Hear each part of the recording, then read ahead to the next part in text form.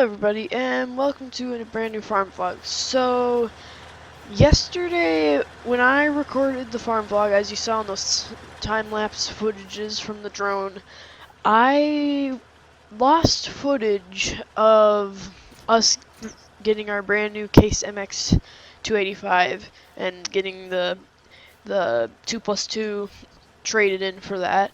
So the helper we hired last fall for harvest is out running that right now, just finishing the last pass here. But we're getting ready to plant here, so it's unfortunate we lost the footage, but we'll show the MX off here in a few moments. But Johnny ran to the store, up the dealership, where they got us some seed in. We got our DeKalb corn seed for the year, and I believe we didn't get any bean seed yet, but we also have our fertilizer, looking for the right term here, jump start, right, thank you, Johnny.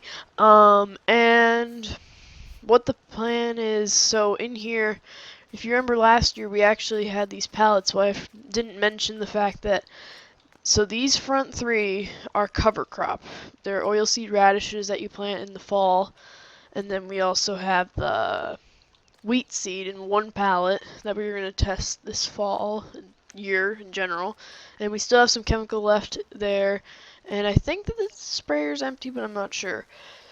So basically what happened is we lost footage of selling our corn that we had in the bins. So we're all sold out of our corn crop from last fall. So that's nice to have gone. There was a good deal up at the co-op.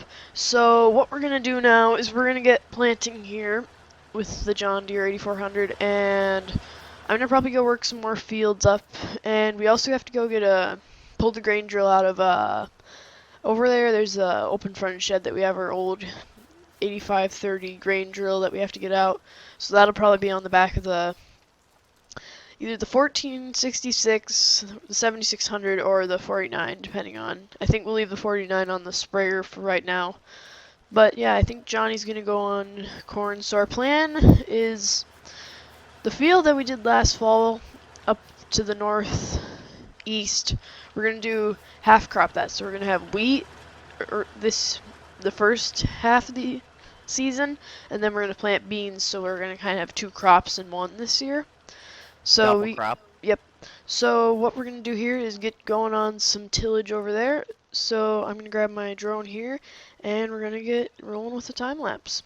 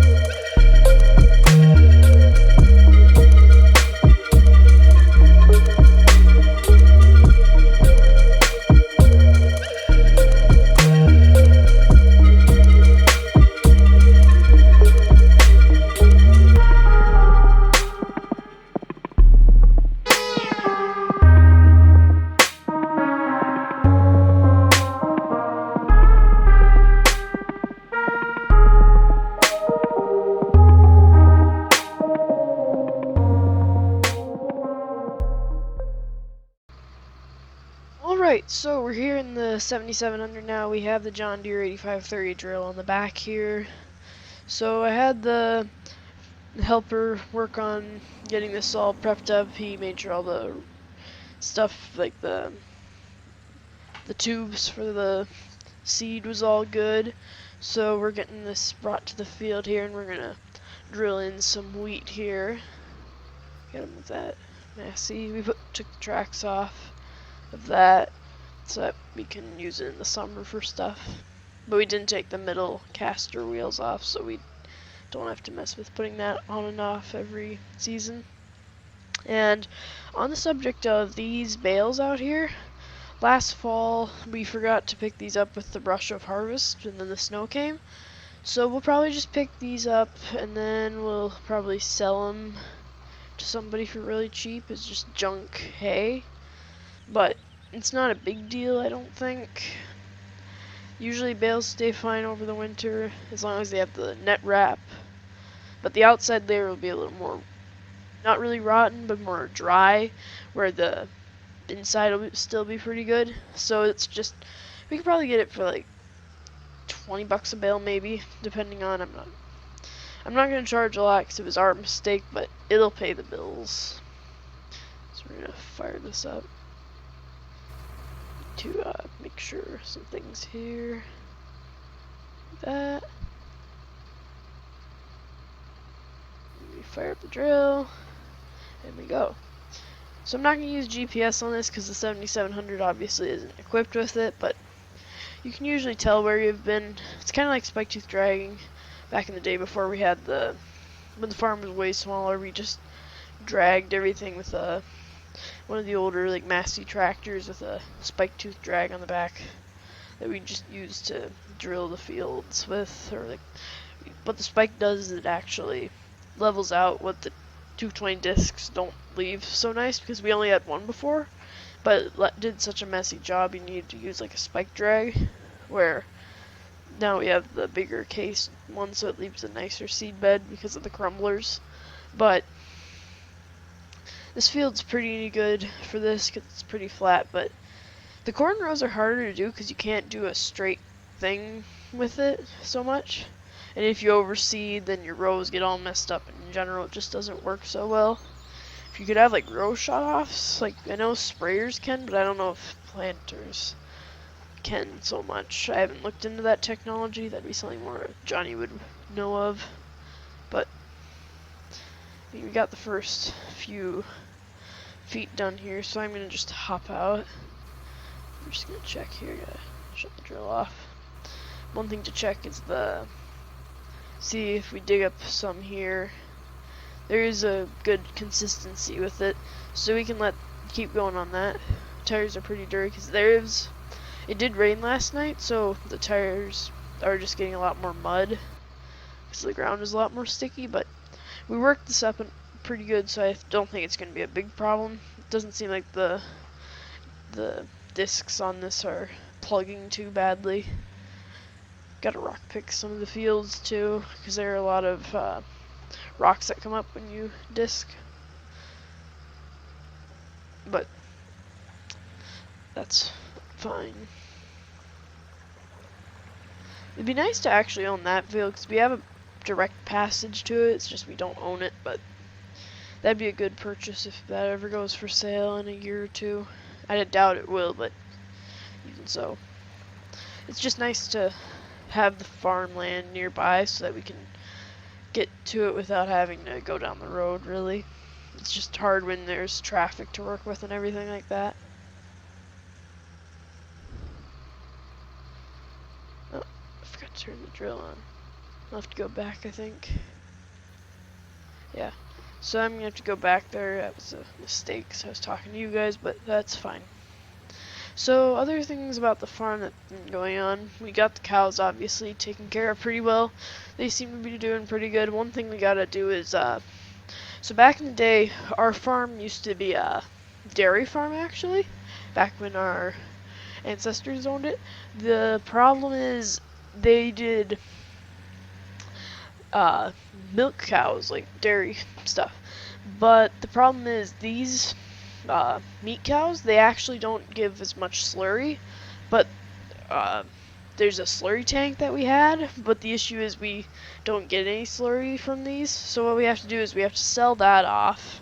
Could probably make a 12 grand maybe off the tank, but we can just swap that for like a manure spreader of some sort. I'm not sure exactly what we want, but as long as we get something to make it a little better, because we want to spread manure because it's a natural alternative to the liquid fertilizer, but obviously it's pretty hard to do that when you don't have a ton of it. But we should build up a nice supply pretty soon. We just use the 77 to muck out the barn. But yeah, Johnny's not here right now. He had to run home and work on some stuff because he had a contractor coming in to work on some estimates for like let's see, what was the things he said he needed? Siding, I think they were gonna do. It was basically a general purpose contractor, but they might do the grading work. If you remember from the house shopping farm vlogs, there was that grade problem. So you gotta be really careful with water, because if we get a big rainstorm, it's not gonna be pretty. So we might do some grading work. There is a pothole we're gonna have to fill with the 14 one of these days when planting's over by his shop. But overall, I mean, you got a good house, it seems like. But it just needs a few small things like some paint or whatever, but that's to be expected with a house that's 90 years old, I think they said. I'm just gonna quickly stop. Check the cover. Take a look. Yeah, we're running pretty low in there. I'm gonna just let this sit here for a minute. I can just let it idle. I'm gonna run up to the house and grab the Dodge, and then we'll load this back up with seed, and I'll catch you guys once I have filled that up. So something I didn't think about when I said I would bring the seed on the Dodge is I forgot about the fact that these are not the normal small bags we use. These are actually the bags where you have to use this the loader for to load it. So I didn't think about that. So I actually had to take the 14 here to do it. You can load it in there. I actually was looking at some of the labels on the bags, and I think we have one more bag of wheat actually left. I didn't look at the labels correct, so we have 2 of each actually. So that makes things a little simpler. So we'll hop in the John Deere here. And we'll see how far we can get. I don't know if we'll get terribly far with this field, but I think we'll get somewhere. At least if we can get a couple more passes around these headlands, that'd be good. Alright, so that bag wasn't as full as I thought it was, but we do have a full bag of wheat seed here that we can put into the drill. So we got a bit more distance on the field, but there's not too much left. I think we should be able to do it all in this one bag. There we go. Now we got it going. So I'll close it up there.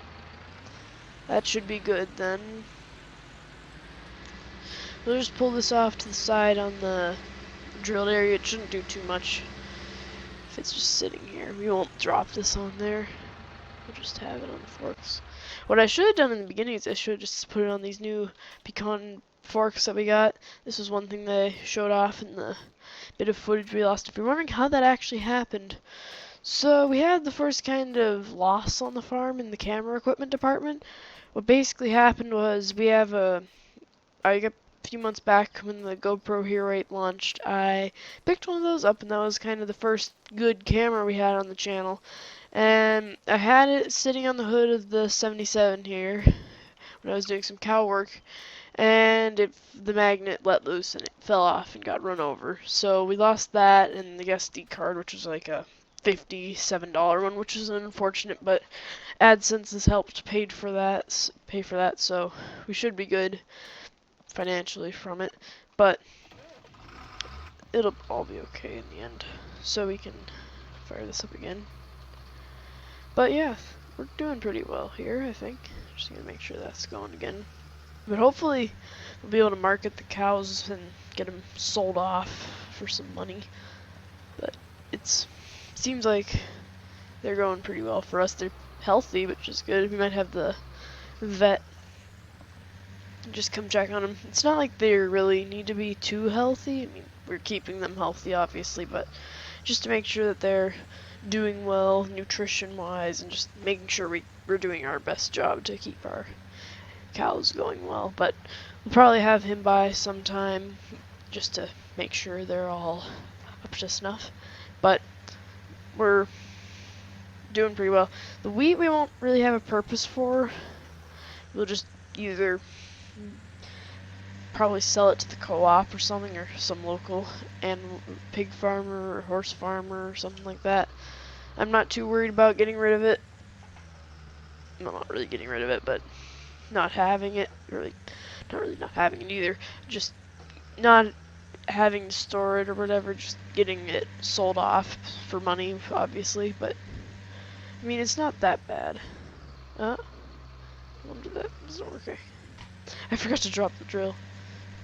It's been so long that I haven't been running this that I forgot, like, just in my head to do the whole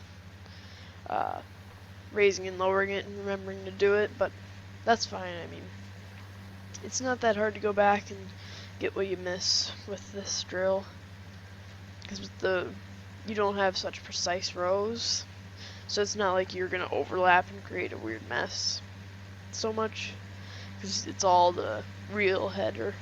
So we're on our last passes here on the field, so we're just making a few final rounds before we end this farm vlog. It's getting towards the evening, so I'm gonna probably make some dinner. Might make some lasagna or something. But yeah, we're doing pretty well here. We got 2 fields planted, which is a lot better than we were last year, which is always nice to have when you have a good year. Hasn't been too much rain this spring, kind of like last year, only the snow thawed a lot sooner, so we were able to get really going on tillage pretty fast. But once we finish drilling this end, then we're going to be pretty good in the wheat department, because we'll have enough to make a good amount of bales. But it just all takes time to do. With the 77, we can leave the other stuff hooked up to the other equipment, which is good, because the 49 is going to be spraying. I do need to hit this with some fertilizer when things warm up a little bit, because if we have the tank out when it's too cold, it'll freeze up if there's any water in the fertilizer. But we don't want that if our nozzles freeze and then burst. But I mean, it shouldn't be too big of a problem soon. It's getting pretty warm. It's about 50 degrees out or so, maybe 60 sometimes. But it just all depends on weather, really. If we have a good day, we might get the sprayer out. The best day to do it is when it's not so windy, because when you're applying those chemicals, you don't want them blowing onto the cab or whatever, stuff like that. That's why you want to leave the windows closed, not open. But yeah, I think we're doing pretty well this year. Hopefully Johnny will be back in a bit and he can eat dinner, and then we'll maybe start working on another field. It depends on if we decide what the rest of our crop plan. We have a general idea, we just want to finalize some stuff. We know we want to plant corn in that one field, and then we'll put, basically the general plan is to switch all the crops, so anything that was corn we'll put on to beans and vice versa. But we're doing pretty well this year. We've planned ahead a lot more, which has helped us immensely. But it all takes practice. I mean, we've been in this for about 20 years, but we haven't really had this kind of tech we've had from these new purchases. So working with like the new MX and all that, it takes like time to figure out all the technology in it, but we're getting it.